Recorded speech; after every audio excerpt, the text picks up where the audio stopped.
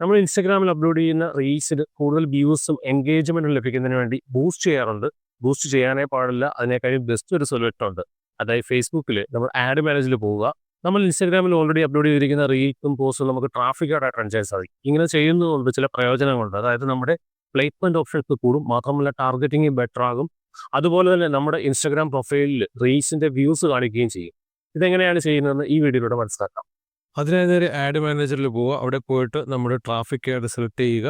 Traffic add select ചെയ്തതിന് ശേഷം ക്യാമ്പയിൻ്റെ മൂന്നാമത്തെ പാർട്ടായ ആഡ്സിൽ വരിക. അവിടെ നമ്മുടെ ആഡ് സെറ്റപ്പിൽ ക്രിയേറ്റ് ആഡ് എന്നുള്ളത് മാറ്റി യൂസ് എക്സിസ്റ്റിംഗ് പോസ്റ്റ് എന്ന് കൊടുക്കുക.